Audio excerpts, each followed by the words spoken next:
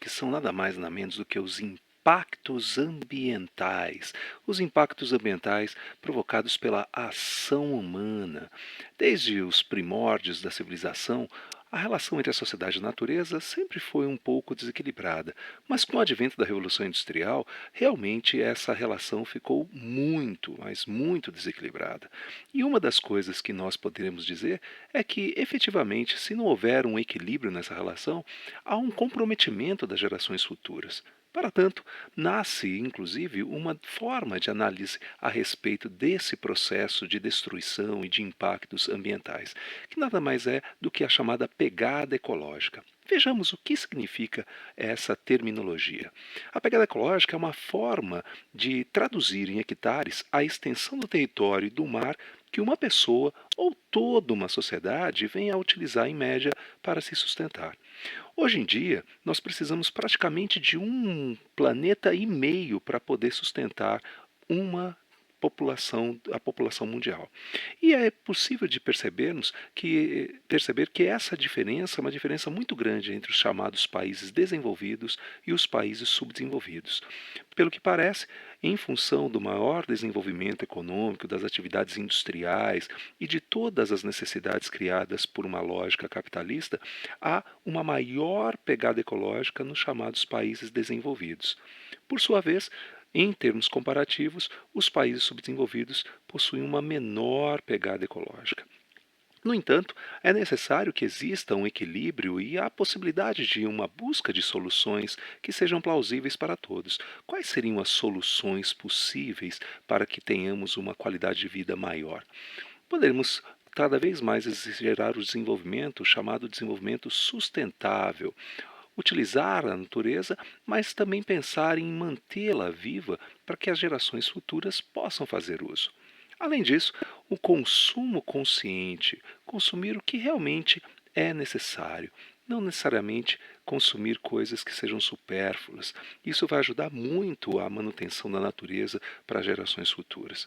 Mas não é só esse impacto ambiental que temos hoje no planeta Terra, não. Uma coisa que nos preocupa muito nesses últimos anos é a chamada poluição hídrica. Esse é um elemento muito grave, porque tem-se a ideia de que a água é um elemento que se renova facilmente, que há em grande disponibilidade.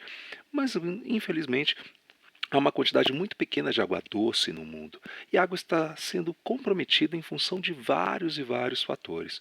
Por exemplo, a poluição doméstica, os esgotos domésticos são lançados praticamente in natura em alguns rios do Brasil e do mundo. A poluição industrial, né, com uma série de elementos tóxicos que vão matar inclusive a própria vida existente dentro desse curso hídrico. E a poluição agrícola, com muitos herbicidas, pesticidas, agrotóxicos, que também comprometem a qualidade da água e até mesmo compromete a própria produção agrícola. E os desequilíbrios ambientais resultantes do desmatamento e do uso indevido do solo também contribuem para que isso venha a acontecer. Na medida em que você tem um desmatamento, é possível você ter um aumento da erosão e, consequentemente, há um comprometimento da qualidade da água existente nas regiões. E há também que necessariamente de se falar que há um desperdício por parte da população, lavar calçadas, não é? Tomar banhos muito longos, tudo isso em si gera um comprometimento na qualidade da água. Além disso, deve-se também levar em consideração o fato de que os governos de algumas cidades não tiveram a competência suficiente para poder realizar um planejamento e realizar também algumas obras que poderiam minimizar determinados efeitos. Consequentemente, um dos riscos que nós temos é, sobretudo, de escassez hídrica. A escassez hídrica que já está acontecendo em algumas cidades do Brasil, inclusive na cidade de São Paulo, onde passa por um processo bastante grave, né, de falta de água, de rodízio de água, e isso é uma coisa que está se alastrando para várias e várias regiões brasileiras.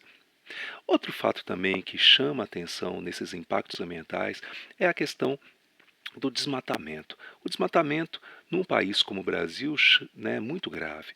A expansão agrícola, a exploração da madeira para atividades industriais, a própria expansão urbana e o uso das queimadas como forma de limpeza para o desenvolvimento da expansão agrícola são elementos muito utilizados em vários países, inclusive no Brasil, que comprometem, obviamente, a manutenção das florestas. Consequentemente, haverá uma possibilidade do solo ser empobrecido, a perda de biodiversidade, a fauna e a flora ficam comprometidas e, em termos globais, o aquecimento global pode ficar cada vez mais enfatizado. Olhando para um país como o nosso, olha só o que a gente percebe. Há uma exploração, há um desmatamento, uma ação humana muito grande que né, caminhou do interior para do litoral para o interior, melhor dizendo. Né? Começamos a ter um desmatamento muito grande na faixa litorânea e esse processo foi avançando cada vez mais para o interior. As atividades agropecuárias são um dos elementos mais graves, mais interessantes e mais impactantes desse processo. Portanto, há uma necessidade cada vez mais de que na sociedade do século XXI tenhamos um equilíbrio na relação entre a sociedade e o meio. É isso.